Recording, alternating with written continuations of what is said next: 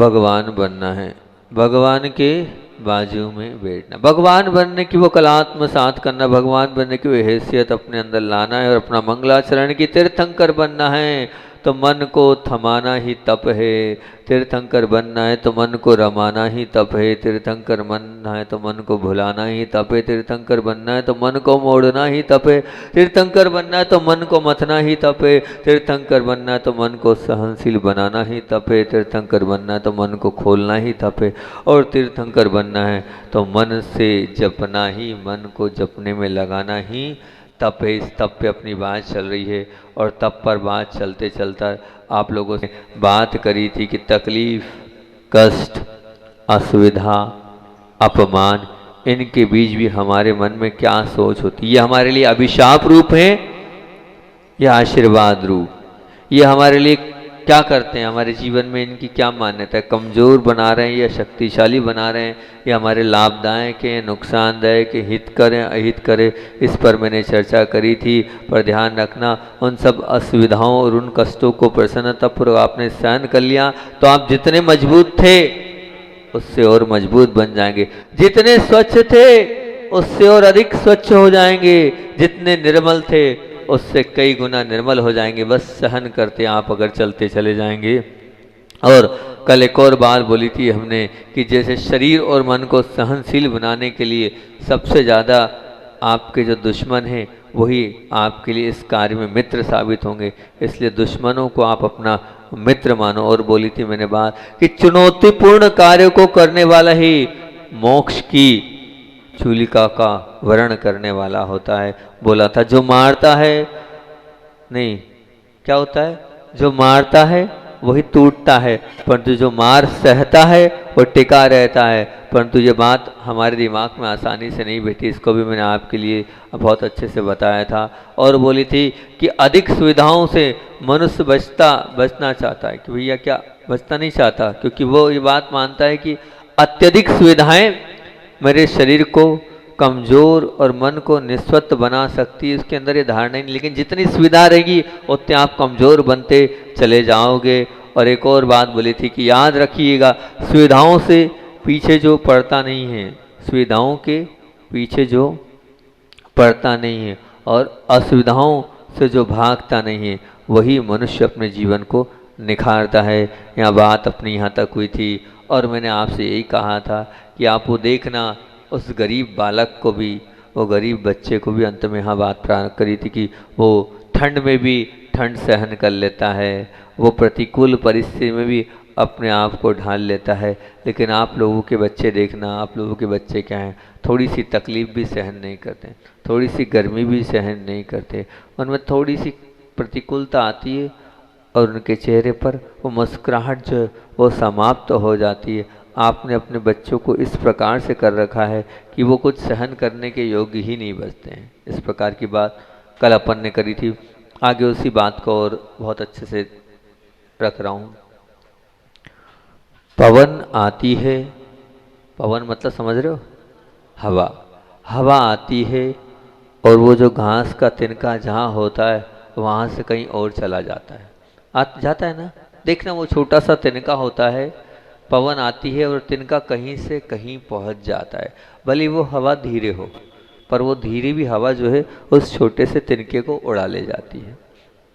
पवन थोड़ी तेजी से आती है, तो अब क्या हो रहा है, अब वो पवन थोड़ी, हवा तेज हो गई, हवा में थोड़ा सा जो है प्रेशर हो गया, तो क्या हो रहा है, वृक्ष की डालियाँ हिलने लगती हैगी और शायद वृक्ष भी डोलने लगते हैं, डालियों के साथ वृक्ष भी हिलने लगते हैं, क्योंकि वो हवा बहुत तेज है।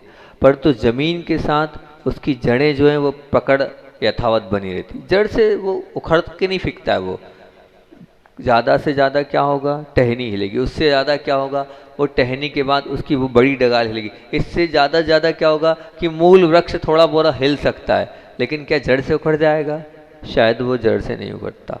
अब मान लीजिए वही हवा है और थोड़ी तेज हो गई, बवंडर के रूप में वो आ गई आपके सामने, तो अब क्या करेंगे, तो लोग बवंडर के रूप में आ गई तो होगा ये कि वो जो पर्वत है वो पर्वत ना तो ऊपर से हिलता है और ना ही नीचे से हिलता है, वो जैसा था वैसा का वैसे ही दृढ़ रहता है। कोई ताकत है कोई तूफान में जो उस पर्वत को हिला दे? है कोई ताकत?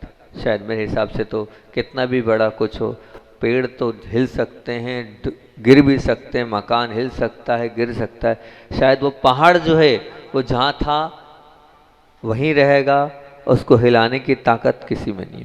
उसी तरह प्रतिकूल वस्तु, प्रतिकूल व्यक्ति, प्रतिकूल वातावरण, इन तीनों के बीच में किसी एक के भी आप शिकार बनने वाली आत्माएं भी तीन प्रकार की होती है। प्रतिकूल वस्तु मिल जाती है, प्रतिकूल वस्तु हमें, नमक नहीं मिला, ये प्रतिकूल वस्तु मिल गई, मीठा नहीं मिला आपको अपने उसमें चाय कॉफ़ी दूध में, प्रतिकूल वस्तु। प्रतिकूल व्यक्ति, पत्नी कर्कश मिल गई, पति खूंखार मिल गया, ये प्रतिकूल व्यक्ति हो गया। प्रतिकूल वातावरण, बस ठंड बहुत लग रही है, गर्मी बहुत लग रही है, इन तीनों में से किसी के भी आप शिकार बन सकते हैं। ऐसी अब तीन प्रकार की आत्माएं हो सकती है। अब तीन प्रकार की आत्माओं की बात पहले मैंने करा, मंद मंद पवन, वो तिनका उड़ गया, फिर थोड़ी तेज हवा जो डगाल को, पेड़ को हिला दिया, फिर थोड़ा और तेज हवा वामंडर जिसने पहाड़ को भी नहीं हिलाया। अब इन तीनों से तीन आत्माओं को मैं जोड़ता हूँ, तीन आत्माओं के साथ इसका संबंध स्थापित करता हूँ। कुछ आत्माएं होती जो निसत्व होती है। अब देखना आप कौन सी वाली आत्मा है, परखना अपने आप को, पढ़ना आप में कैसी आत्मा हो। कुछ आत्माएं होती हैं वो निसत्व होती है। निसत्व होती है से तात्पर्य क्या, जैसे घास के तिनके में जैसी थोड़ी सी हवा चली नहीं तो क्या हुआ, मामूली सी जो हवा में वो उड़ गया। ऐसे ही जो है, मान लीजिए प्रतिकूल वस्तु मिली, प्रतिकूल व्यक्ति मिला, प्रतिकूल वातावरण मिला, मामूली सी प्रतिकूलता आती है और मन में क्या हो गया, आप विचलित हो जाते हैं। प्रतिकूलताएं आती नहीं हैं, अब उस प्रतिकूलता आती है तो बात की दूर, प्रतिकूलताओं की संभावना भी अगर हमें दिखती है, अगर लगता है कि ऐसा होने वाला है, उतने में आप त्रस्त हो जाते हैं, उतने में आप व्यथित हो जाते हैं, उतने में आप भयभीत हो जाते हैं। अब क्या होगा, अब मेरा क्या होगा, ऐसा वैसा इस प्रकार से सोचने लगते हैं। ये निसत्व आत्मा है, मतलब सत्व है ही नहीं उन आत्माओं में। अभी प्रतिकूलता आई नहीं, लेकिन प्रतिकूलता नहीं आने पर भी सिर्फ प्रतिकूलता आने की संभावना, उस संभावना के चक्कर में ही आप अपने आप को क्या कर लेते हो, हैरान परेशान कर लेते हो। कहते हैं कि कोरोना काल में लोग कोरोना से कम, कोरोना के डर से ज़्यादा मर गए। व्यक्ति मरता और भयभीत कम होता, लेकिन वो मतलब परेशानी से जो है, कष्ट से नहीं, वो भय से ज़्यादा मर जाता है। तो जो निसत्व आत्माएं होती है, जो जरा सी बात आती नहीं है और उसमें विचलित हो जाती है, आप देखना मैं कौन सी आत्मा। दूसरी आत्मा, कुछ सात्विक आत्माएं होती है। कुछ सात्विक आत्माएं कैसी होती है, वृक्ष जैसी होती हैगी, मतलब उनके जीवन में थोड़ी ज़्यादा प्रतिकूलता आ भी जाती है तो वो अपने उस समय के लिए थोड़ा जरूर मन में उनको विचलितपना आ जाता है, परंतु जैसे ही वो प्रतिकूलताएं दूर होती है तो अपने आप को स्वस्थ कर लेते हैं। जैसे वो वृक्ष जो था, हवा जितनी देर चली उतनी देर ही वो हैरान परेशान हुआ, इतनी देर ही हिला ढोला, लेकिन हवा बंद, वो स्थिर हो जाता है। वो स्थिर, आप देख लेना, हवा ही उस पेड़ को हिला पाएगी। उसी प्रकार कुछ ऐसी आत्माएं भी होती, खूब ज़्यादा प्रतिकूलता आ गई तब वो क्या है, अपने आप को उस वक्त हैरान परेशान महसूस करते हैं, लेकिन प्रतिकूलता जाने के बाद वापस स्थिर हो जाते हैं। ऐसा नहीं कि इसको लेके बैठे रहते हैं कि मेरा पति खराब, मेरी पत्नी खराब, मेरा बच्चा खराब, मुझे घाटा लग रहा है, मैं बीमार हो रहा हूँ, उसी बात को बार बार नहीं करते। जितनी देर सिर दर्द था उतनी देर सिर दर्द को माना, लेकिन 24 घंटे ही वही नहीं बोलना है, सिर दर्द है, सिर दर्द देता है, सिर दर्द देता है, सिर दर्द देता है। तो ये वो आत्माएं हैं कि प्रतिकूल परिस्थिति में भली थोड़ी ऊपर नीचे हो जाती, मैं उसको सात्विक आत्मा कह रहा हूँ। क्योंकि देखो, सहनशीलता नहीं है, थोड़ी बहुत प्रतिकूलता आ जाती है, तो उस प्रतिकूलता में उतने समय तक तो आप अपने आप को, आपका मन अस्थिर रहा, तो वो भी सात्विक आत्मा है। और अब कुछ महासात्विक आत्मा है। वो महासात्विक आत्माएं कैसी है, वो महासात्विक आत्माएं ऐसी पर्वत जैसी है। जैसे वो पर्वत आंधी और तूफान और भवंडर भी आ जाए तो पर्वत हिलता नहीं है, उसी प्रकार वो महासात्विक आत्माएं चाहे प्रतिकूलताओं का स्वरूप तूफान की जैसे हवा में भी अपने जीवन पर आ जाए, फिर भी चेहरे की जो मुस्कुराहट बनी रहती है, उस चेहरे की मुस्कुराहट में कोई परिवर्तन नहीं आता है, ना ही मन की प्रसन्नता वो गंवाते हैं, और वो ना ही वो किसी से शत्रुता करते हैं, ना ही किसी से वो बातचीत बंद करते हैं, ना ही किसी से द्वेष भाव रखते हैं, ना ही किसी प्रकार का मन में क्लेश भाव करते हैं। वो कहलाते हैं कौन? पर्वत जैसे, वो कहलाते हैं पर्वत जैसे। और वो कौन सी होती है आत्माएं? महासात्विक आत्माएं होती हैं। अब आप कौन सी आत्मा है? निसत्व वाली आत्मा है, थोड़ी सी में ही आप उड़ जाते हैं, या बहुत प्रतिकूलता होने में थोड़ा बहुत कूल हो जाते हैं, या बहुत ज़्यादा प्रतिकूलता होने के बाद भी आपके अंदर किंचित भी परिवर्तन नहीं आता है? कैसी आत्माएं आप? अपने आप को परखना। वास्तविकता यह है कि जो महासात्विक आत्मा ही भविष्य में महान बन सकती है।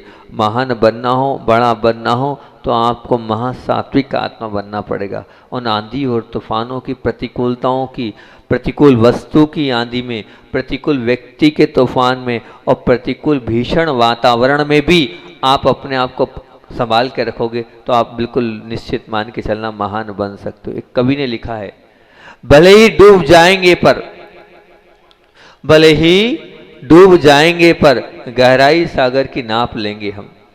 भले ही डूब जाएंगे पर गहराई सागर की नाप लेंगे। अरे छलांग लगा ले मन, खतरों का होना भी जरूरी है। अरे छलांग लगा ले मन, खतरों का होना भी जरूरी है।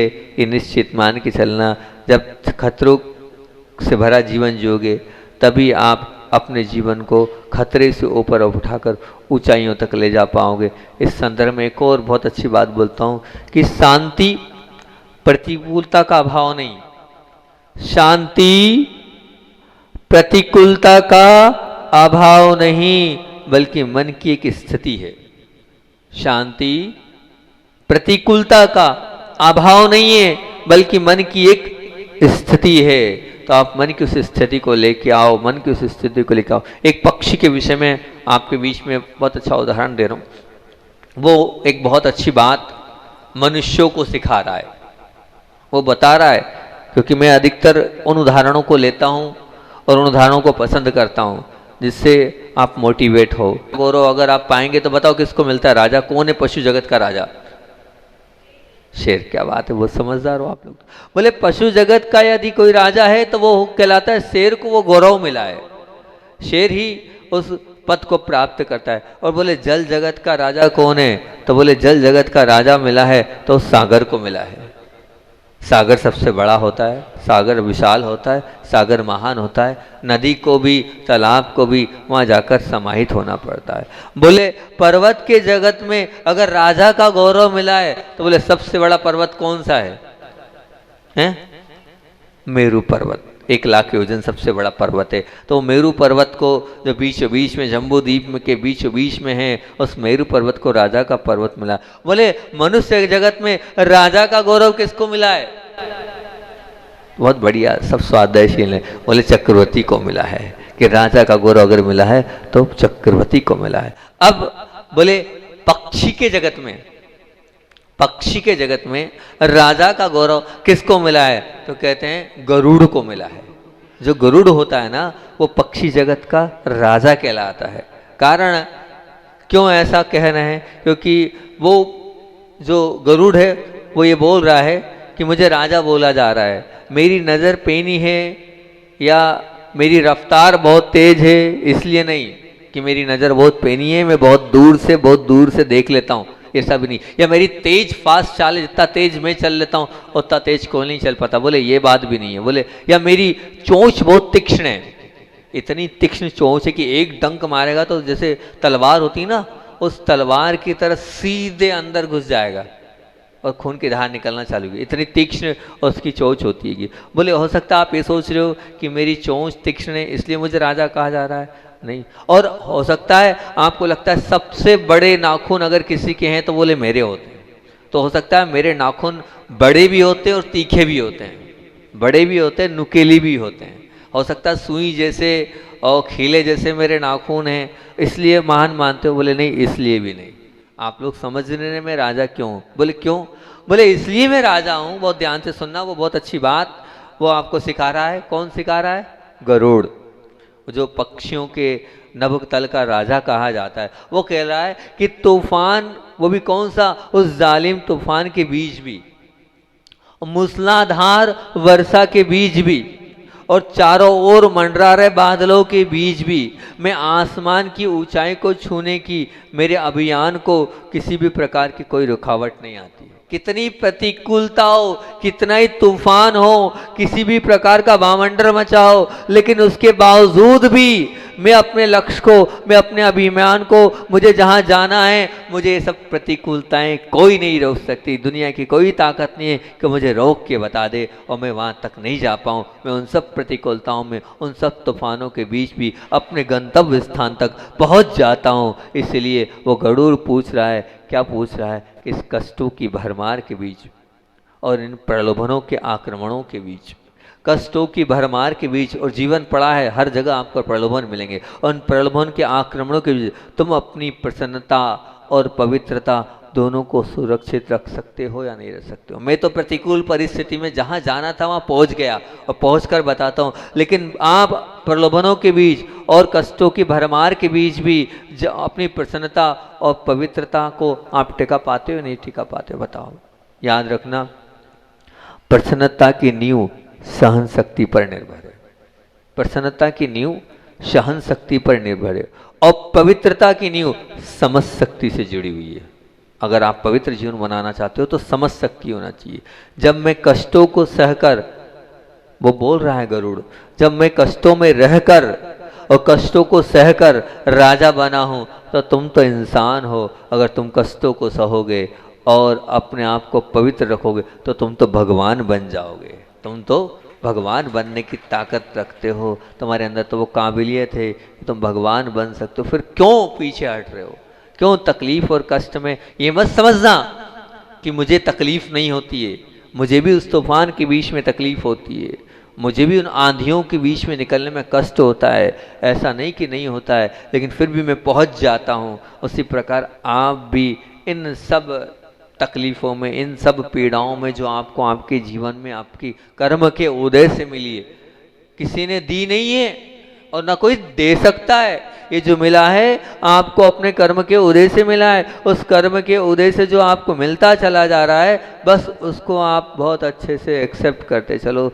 लेते चलोगे तो बहुत अच्छी बात है कि आपका वो जीवन ऊंचा और महान बनता चला जाएगा, नहीं तो नहीं बनेगा। एक और उदाहरण आपके बीच में रखता हूँ कि आप लोगों ने हीरे को देखा है? हीरे को, हीरा देखा है नहीं देखा? देखा है? किसी ने देखा अपने जीवन में हीरा? असली हीरा देखा? किसी ने नहीं देखा? नहीं देखा? नहीं देखा, कोई बात नहीं, लेकिन मैं हीरे की बात आपसे कर रहा हूँ। एक हीरा होता है, वो हीरा क्या कहना चाह रहा है, एक कांच का टुकड़ा होता है। शायद वो कांच का टुकड़ा बहुत सस्ता होता है और बहुत भी होता है और सभी जगह भी मिलता है। वो कांच का टुकड़ा सस्ता भी होता है, बहुत भी होता है, और पर किसी को नहीं चाहिए। वो कांच का टुकड़ा किसी को नहीं चाहिए। और हीरा कम होता है और महंगा होता है, पर सबको चाहिए। मिलता नहीं है लेकिन सबको चाहिए वो हीरा। ठीक, एक जो हीरा है वो सबको चाहिए, कम भी है। अब प्रश्न कम या अधिक का नहीं है यहाँ पर। यहाँ क्या है, महंगे या सस्ते का नहीं है यहाँ पर। तो क्या है प्रश्न, यहाँ गुणवत्ता का है, प्रश्न यहाँ क्वालिटी का है, प्रश्न यहाँ उसके अंदर क्या कीमत है उसका, कीमती क्या है। तो बोले कांच का जो टुकड़ा होता है, बहुत अच्छी बात बताना चाह रहा हूँ मैं आपको इसके माध्यम से। वो जो कांच का टुकड़ा है, वो कांच का टुकड़ा जरा सी धूप पड़ती है और वो गर्म हो जाता है।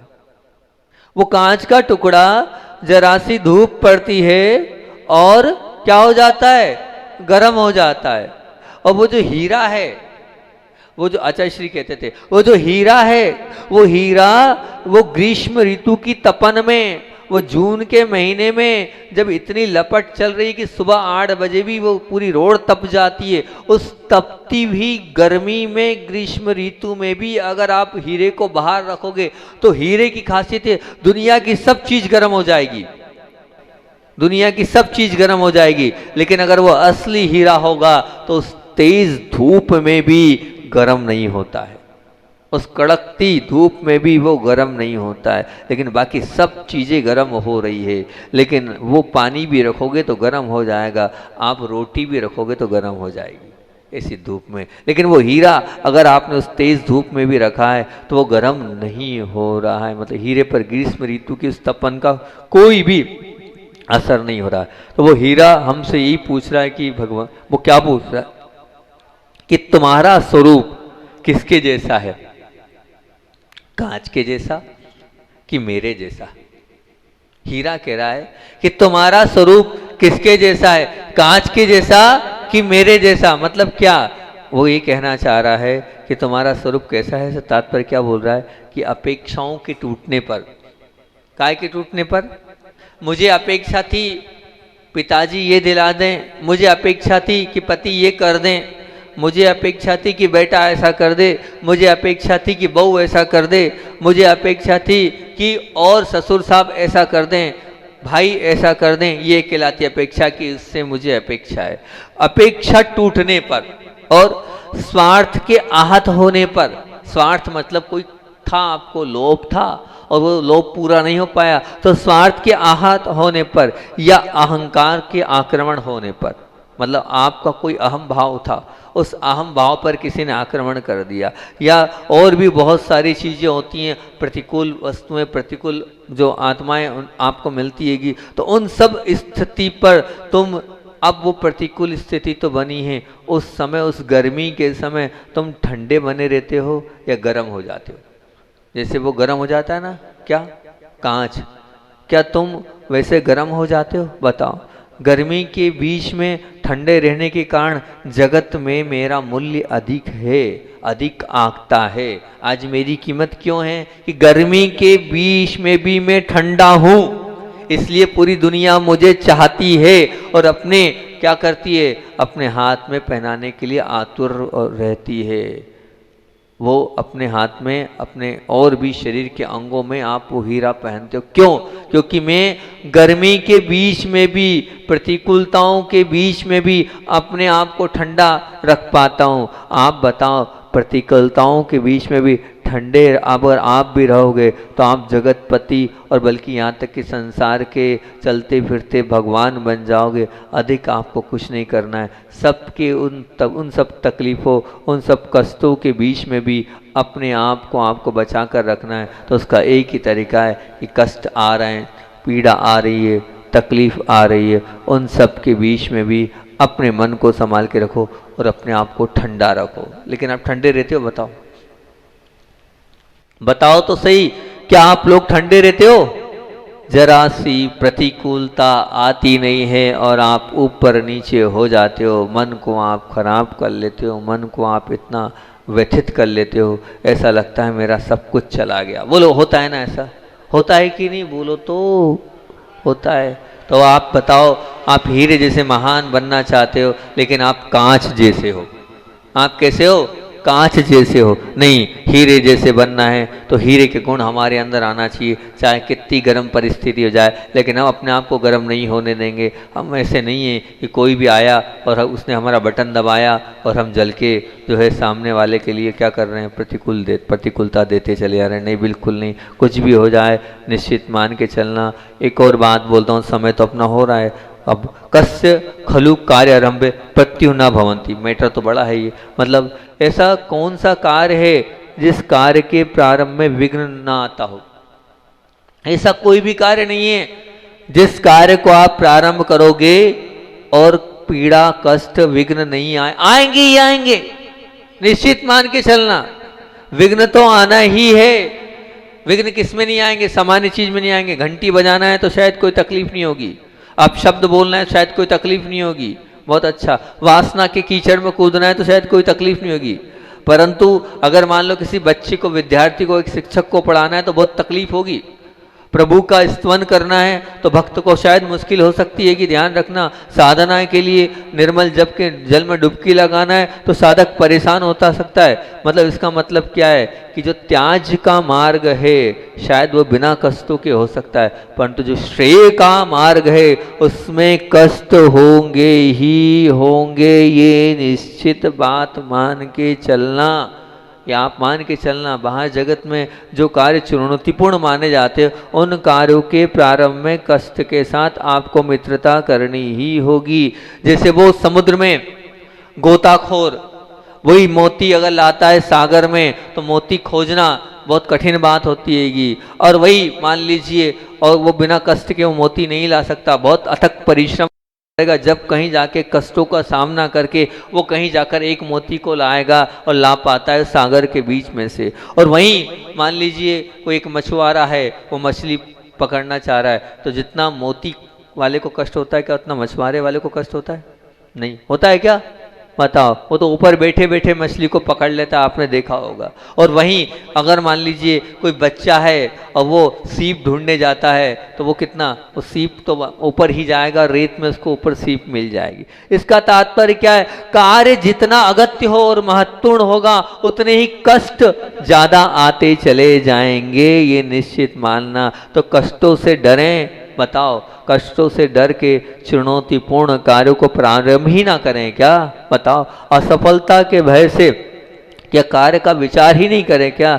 ध्यान रखना, बिना कष्टों के, बिना पुरस्कार के तुच्छ कार्यों में ही अपने आप को, अपना जीवन व्यस्त मत रखना, जीवन समाप्त कर मत करना, चुनौतीपूर्ण कार्य लेते जाना, अपने जीवन को चुनौतीपूर्ण बनाओगे तभी वो जीवन उच्चता की ओर पहुंचता चला जाएगा। आपको चूलिका पर पहुंचना है तो निश्चित रूप से जल का भी त्याग करना पड़ेगा। अरे नहीं हो रहा, रात्रि जल त्याग करना पड़ेगा। प्रतिमाओं का भी, आपको प्रतिमाओं को भी ग्रहण करना पड़ेगा, निश्चित मान के चलना। जब तक आप कष्टों को बहादुरी से सामना करने की सामर्थ्य आप अपने साथ आत्मसात नहीं करेंगे, तब तक आपका जीवन उत्कृष्टता की ओर नहीं आएगा। एक दो बातें और है कल, और सहनशीलता के ऊपर एक दो बातें बताकर अपन कल इसका व्याख्यान को अंत कर देंगे। नहीं तो आप बोलेंगे महाराज जी कितना सहनशील बना रहे हो, 2-3 दिन तो हो गया हमको सहनशीलता पे सुनते सुनते, और आप कितना सुनाओगे सहनशील के लिए। बस भावना ये है, आप सहनशील बन जाओ और अपने जीवन को उत्कृष्टता की ओर ले जाओ। ये बहुत बड़ा गुण होता है, जो सहनशील होता है वही निश्चित मान के चलना अपने जीवन को ऊपर उठाते और ऊपर आएगा। आज हीरे का उदाहरण दिया है, आप अपने जीवन से सीखना कि मुझे गर्म नहीं होना है। और मैंने आज गरुड़ का भी उदाहरण दिया है, उस गरुड़ का भी देना कि उस आक्रमण के बीच में भी अपने आप को वो बचा के रखता है। और आज मैंने 3 आत्माओं की बात करी है, निसत्व आत्मा, सात्विक आत्मा और महासात्विक आत्मा है। तो आप ध्यान रखना, निसत्व आत्मा तो बनना नहीं, हो सकता है तो सात्विक आत्मा, और बहुत अच्छा अगर आप महासात्विक आत्मा बन जाएं तो बहुत अच्छी बात है, आपका जीवन उत्कृष्ट और महान बन सकता है। आचार्य महाराज की बात को बोलकर अपनी बात को विराम दूंगा। आचार्य भगवान जब ब्रह्मचर्य अवस्था में थे तो बड़े ही वैयाव्रत में अग्रणी रहते थे, और पूज्य ज्ञान सागर जी की औषधि अपने हाथ से तैयार करने श्रावकों के घर में उन्हें जाना पड़ता था। तो वहीं पर जो जहाँ आचार्य महाराज अजमेर में थे, तो मनोरमा जी पाटनी हैं, बड़ी ही वैयाव्रत में अग्रणी माँ थी वो, और उन्हीं क्या वो औषधि तैयार करने जाते थे। तब उन्होंने माँ ने कहा कि विद्याधर जी आप इसको अपना ही घर समझा करें, और आपको जब जो खाना पीना हो उसके लिए आप आ जाया करें, आप विकल्प नहीं करें, संकोच ना करा करें। तो विद्याधर जी ब्रह्मचारी जी ने बड़ी अच्छी ही बात बोली, बोले जब घर मैंने छोड़ ही दिया, जब मैंने सब कुछ छोड़ ही दिया तो फिर पकड़ना क्यों?